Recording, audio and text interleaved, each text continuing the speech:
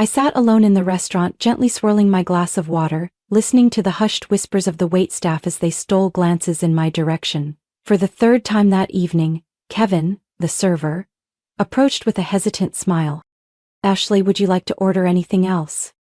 I looked up, my gaze sweeping across the other tables, where couples clinked glasses, laughed, or whispered sweet nothings to each other. A lump formed in my throat as I looked at the table in front of me. A table for two, but only one chair was in use. "No thank you," I replied, keeping my voice steady. "My husband will be here soon."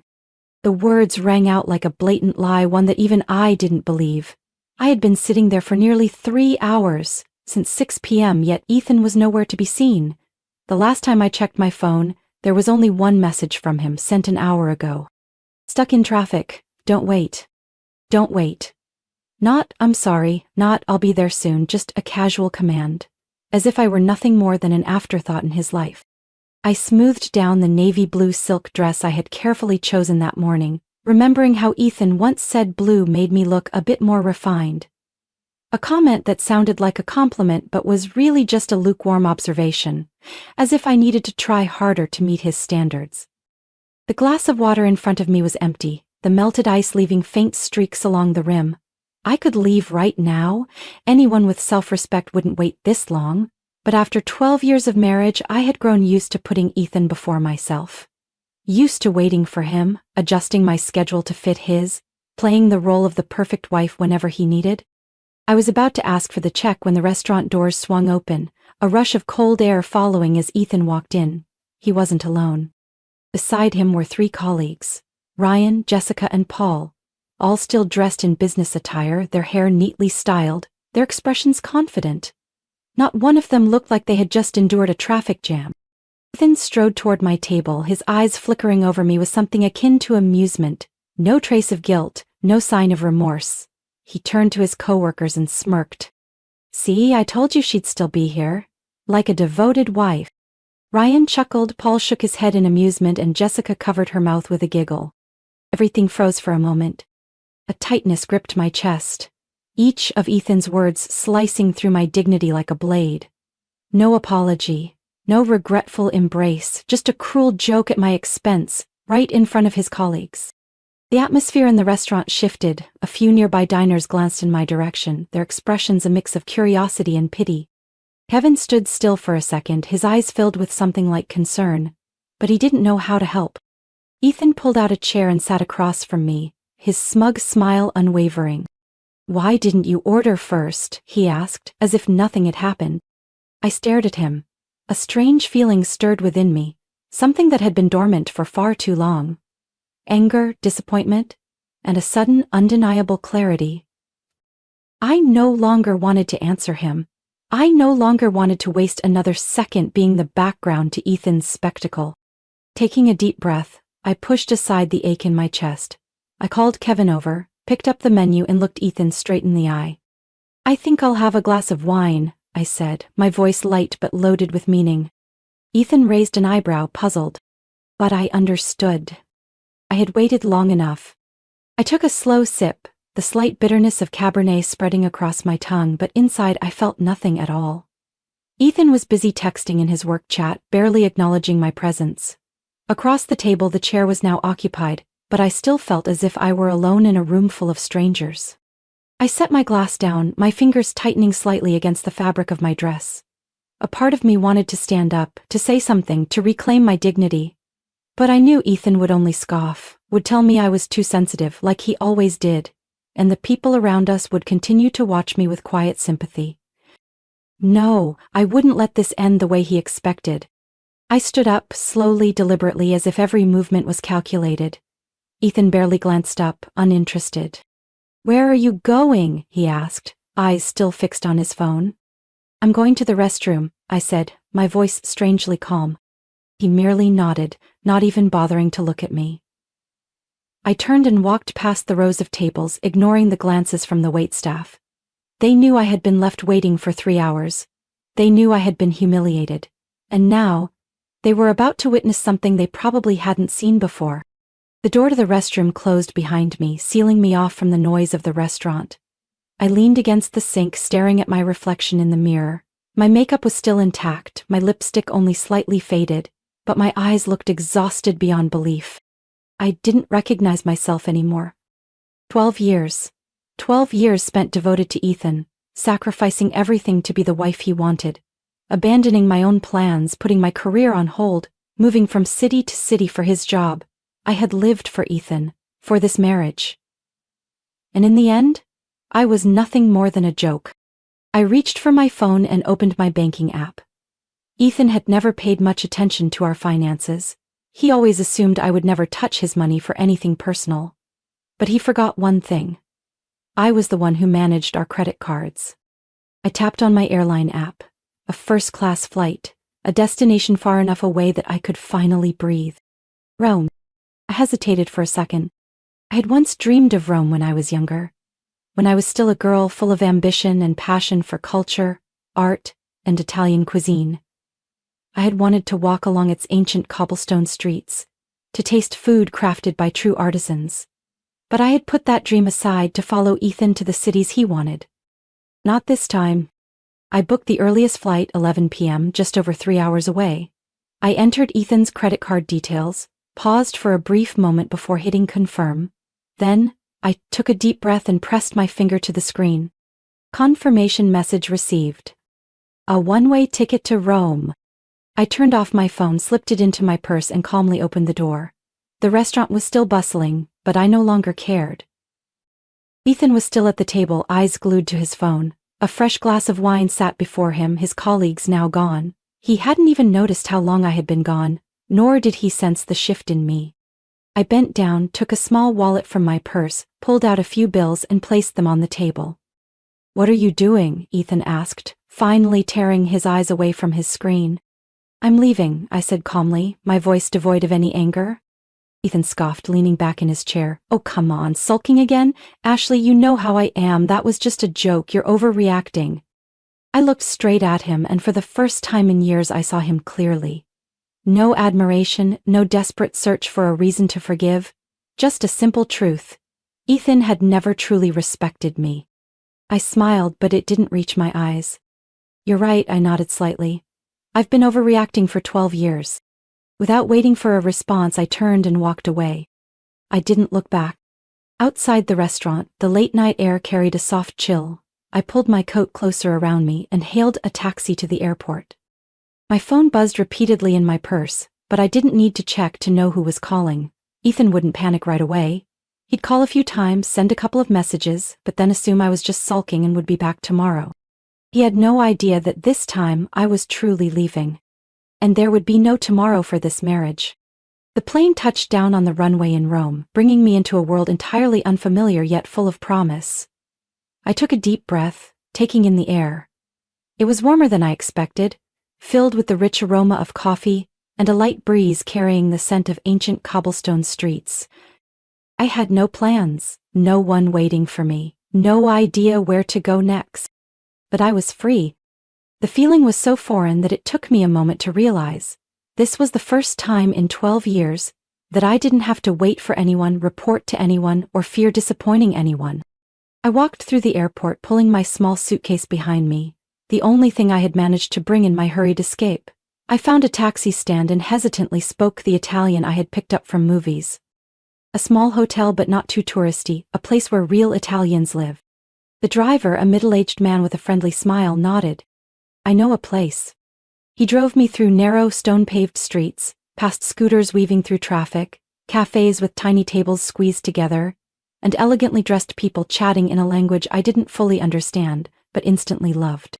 The car stopped in front of an old building with a cream-colored facade and small windows adorned with flower boxes. A simple sign displayed the name of the hotel, Locanda Fiorella.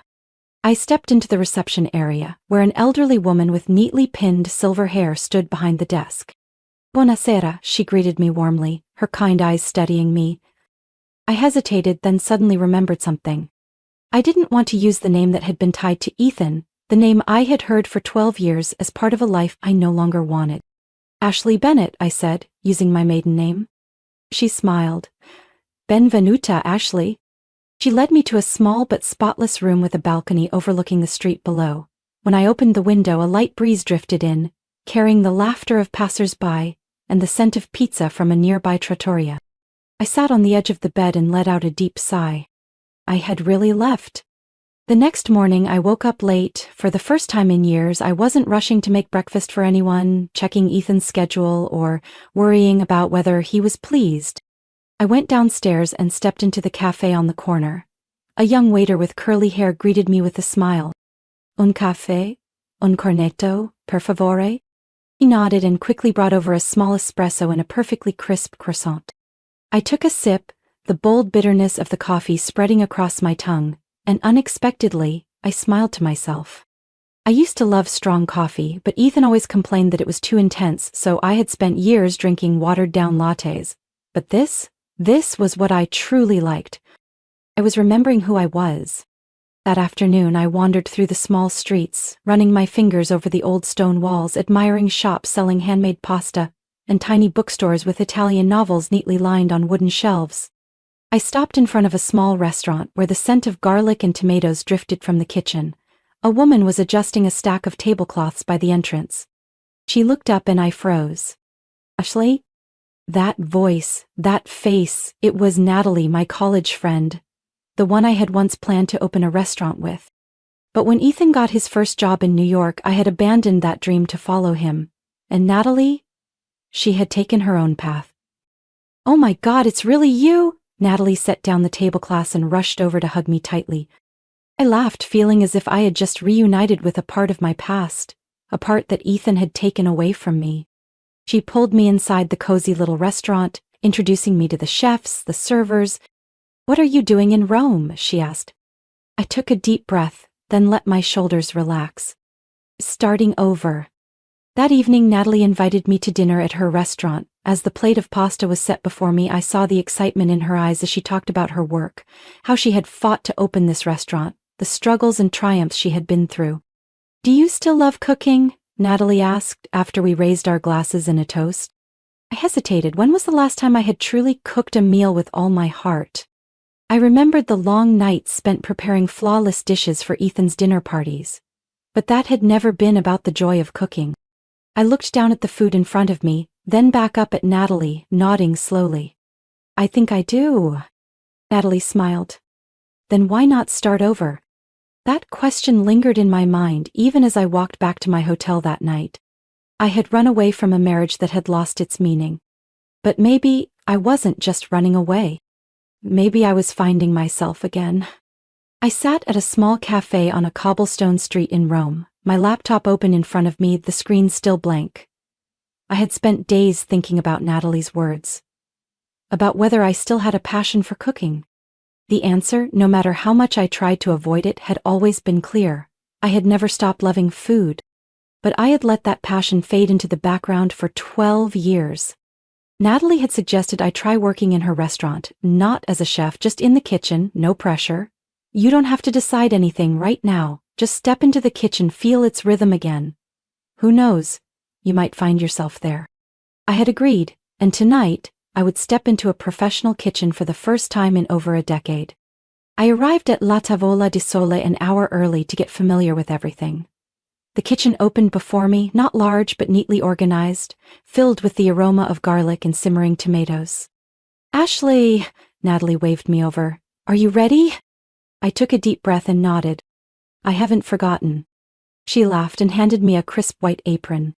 Good, tonight you'll prep ingredients, no pressure. But as I stood in front of the cutting board, a sharp knife in my hand, I realized my grip wasn't as steady as it used to be. I looked down at the onion resting on the board and took a deep breath. I reminded myself, the hands remember what the heart never forgets. The first slice, slow. The second, gradually I found the rhythm. After all these years, I had forgotten how this felt. The steady sound of the knife hitting the board against the soft hum of the gas burners. The scent of fresh herbs rising as I chopped. The quiet satisfaction of a perfectly prepped tray of ingredients. The feeling that I belonged here. Natalie passed by, glancing at my work. Not bad, she grinned, not bad at all.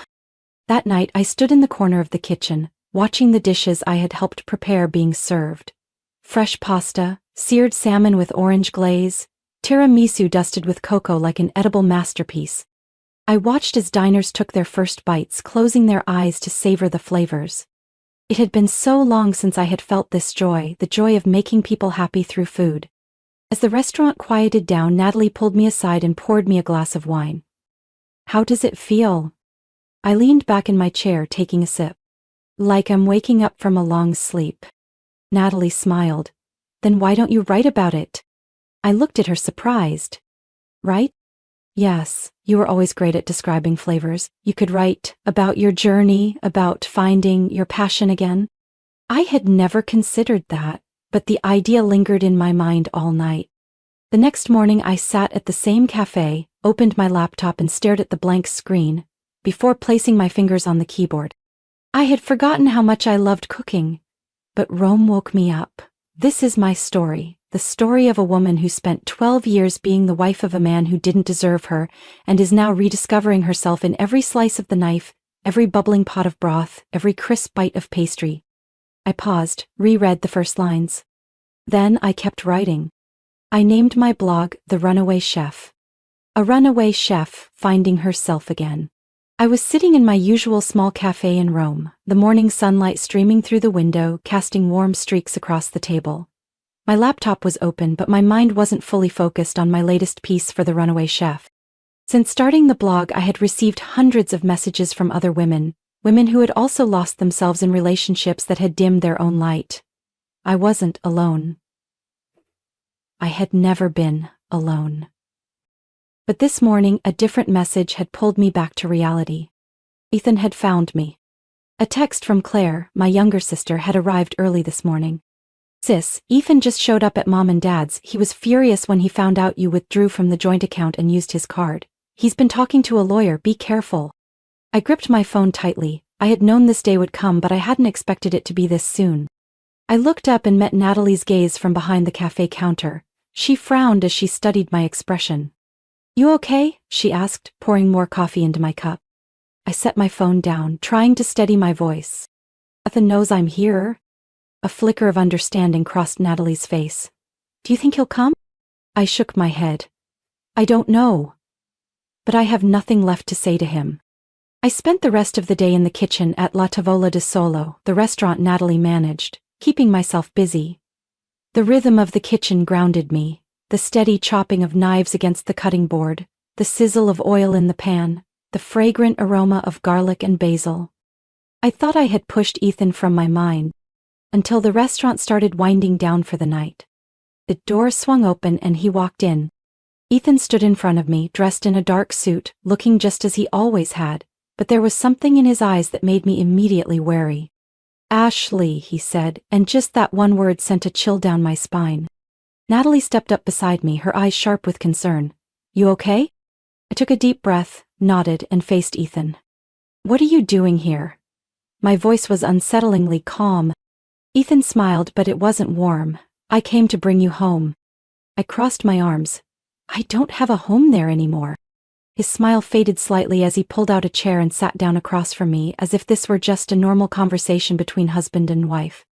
"Ashley, I know you're going through a difficult phase. You left so suddenly, used my card, ran off to Italy like some kind of impulsive midlife crisis, but you need to come back to reality. We can fix this." I stared at him, feeling a slow, simmering anger rise inside me. "We? Even what you want to fix isn't our marriage, it's your reputation." He didn't deny it right away, his eyes narrowed. "Do you have any idea what people are saying? You disappeared without a word, making it look like I was some terrible husband. You humiliated me in front of my friends, my family, my colleagues." I let out a short, humorless laugh. "You care more about what people think than what you've done to me for the past 12 years? Ethan leaned in, his voice dropping. "Do you really think you can start over without me? No one knows you here, Ashley. No one cares about a nameless prep cook in a tiny restaurant in Rome. This life isn't for you. You don't belong here." I held his gaze, then slowly reached into my bag and placed a folder on the table. Ethan frowned, picking it up and flipping through the pages. Email, job offers I had never seen, opportunities I never knew I had, a rejection sent in my name, without my knowledge. "This is what you did," I said, keeping my voice steady. "You turned down opportunities for me. You decided the course of my life without telling me. You destroyed my career, Ethan, but I won't let you do it again. His expression hardened as he flipped through the pages, realizing that I knew everything. His eyes darkened as he looked up. You went behind my back and dug this up? I gave him a cold smile. I didn't have to. The truth found its way to me. His grip tightened on the folder, his voice dropping to a dangerous tone. So this is your choice? To ruin our marriage because you think I was unfair to you? I slowly stood up, looking at him one last time. No, Ethan, you ruined it a long time ago. I'm just cleaning up what's left. Then I turned and walked away. I didn't look back. That night, I sent an email to my lawyer. The divorce papers would be sent to Ethan next week. I placed my espresso cup down, scrolling through a new email on my laptop. It was from Il Gusto, one of Italy's top food magazines. We're very impressed with your writing on The Runaway Chef. If you're interested, we'd love to offer you a 3-month contract to write about your culinary experiences in Rome, incorporating original recipes. I froze, staring at the screen. 3 months ago, I had been trapped in a controlling marriage, completely disconnected from the dreams and passions I once had. And now I was receiving a job offer from one of Italy's most prestigious food magazines. I didn't need to think twice. I'd love to collaborate, looking forward to discussing the upcoming articles. I hit send, then leaned back in my chair, gazing out the cafe window. A soft breeze carried the scent of freshly baked bread from a nearby bakery, mingling with the quiet hum of locals chatting in Italian. For the first time in my life, I felt at peace. I had started over. And this time, I was in control of my own story. That evening, I celebrated the good news with Natalie and a few new friends from the culinary world. The small gathering took place right at La Tavola di Sole, the place where I had found myself again in the kitchen. Cheers to Ashley, Rome's newest food journalist. Natalie raised her glass, a proud smile on her face. I laughed, clinking my glass against hers. I'm still not used to that title.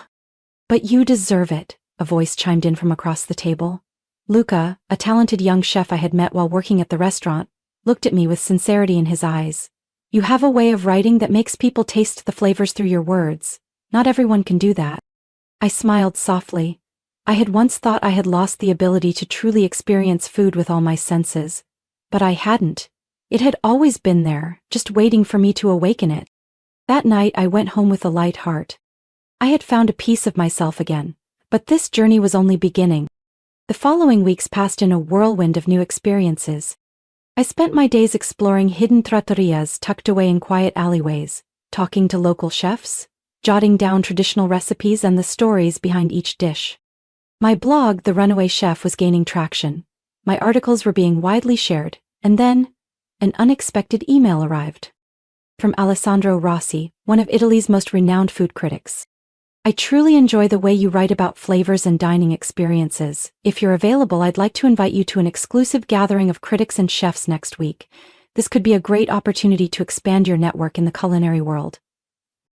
I reread the email, making sure I wasn't imagining it.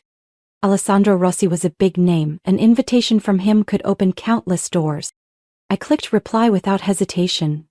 It would be an honor. Thank you for taking the time to read my work. I look forward to meeting you next week. I closed my laptop and took a deep breath.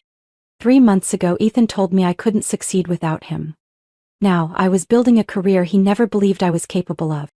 The event was held at an upscale restaurant attended by some of the most respected chefs and critics in the industry. I felt a flicker of nervousness, but as I stepped inside, I reminded myself, I was here because of my own work, my own merit. Alessandro Rossi was a distinguished man in his 50s, exuding confidence without arrogance. When I approached, he greeted me with a warm smile. Ashley Bennett, it's a pleasure to meet you. I've been following your blog. You have a rare talent. I shook his hand, steadying my voice. Thank you, I truly appreciate that. He nodded thoughtfully, then studied me for a moment. I'd like to propose something. I tilted my head slightly, waiting. Our magazine is looking for a writer specializing in international cuisine. If you're interested, I can introduce you to the editorial team. A long-term contract, not just 3 months like Il Gusto. For a moment, my heart stopped. A long-term contract? I had come to Rome with nothing but a suitcase and no plans. Now I had a new career, a community that valued me, and an opportunity I never imagined would come my way. I smiled, feeling a certainty settle in my chest. I'm very interested. Tell me what the next steps are. That night I returned home, sat at my small desk by the window and opened my laptop to write a new post for the runaway chef. 3 months ago I thought I had lost everything, but sometimes we have to lose something to find ourselves again. I found what I thought I had lost forever: passion, freedom, and a life I truly want to live. I hit publish and gazed out at the Rome's skyline, the streetlights casting golden reflections on the cobblestone streets below. I was no longer the woman waiting in the shadows. Now I was Ashley Bennett, a woman in control of her own life. My phone buzzed just as I was setting the table. I wiped my hands on my apron, picked it up and glanced at the screen. Ethan. After 6 months of silence he had reappeared. I didn't open the message. I didn't need to. I knew exactly what it would say. A belated apology. A casual question. Or maybe one last attempt to pull me back. But none of it mattered anymore. I swiped left. Pressed delete. No hesitation. No regret. I set my phone back on the kitchen counter, took a deep breath and turned back to the softly simmering pot of sauce on the stove. Tonight was special, and I wouldn't let anything ruin it. My small apartment in Rome glowed under the warm light, filled with the rich aroma of sautéed garlic and ripe tomatoes.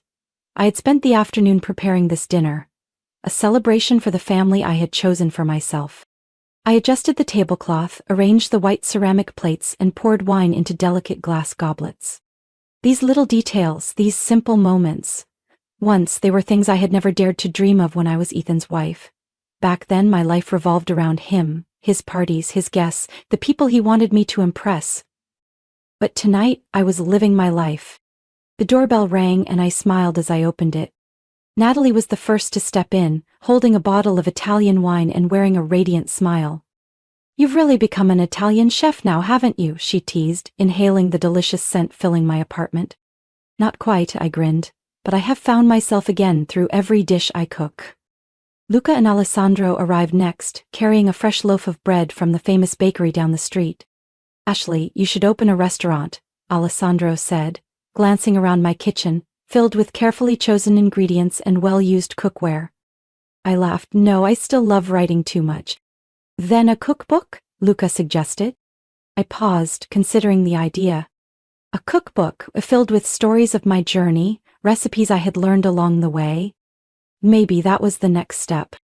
Dinner unfolded in waves of laughter, stories shared between bites of food, glasses raised in celebration. I looked around the table at the people who valued me. Not because I was someone's wife, not because I met someone's expectations, but simply because I was me. Once, I had measured my worth by how well I pleased Ethan. I had waited for his approval, his acknowledgement. But I didn't need that anymore. I had found my own worth. As the night wound down and my friends said their goodbyes, I lingered by the window, gazing down at the lively streets of Rome. I had come so far. From a woman trapped in an unhappy marriage. From someone who had abandoned her dreams to please someone else. From someone who had spent years waiting in the background, letting others decide her fate. Now, I was Ashley Bennett. A woman who was free. A woman who knew she deserved better. I poured myself one last glass of wine, gently clinking it against the air in a silent toast to myself. This isn't the end, this is the beginning. Life isn't a series of predetermined events. It's made up of the choices we create for ourselves. Ashley's story isn't just about leaving a failed marriage. It's about reclaiming her identity, something many of us may lose when we put others before ourselves for too long. Freedom doesn't come from running away. It comes from facing our truth and choosing to change. In the end, true happiness isn't found in someone else's validation, it's found in the choices we make for our own lives. What do you think about Ashley's journey? Have you ever faced a moment where you had to choose between staying or walking away to find yourself? Share your thoughts below and don't forget to follow for more inspiring stories about life, family, and the journey to happiness.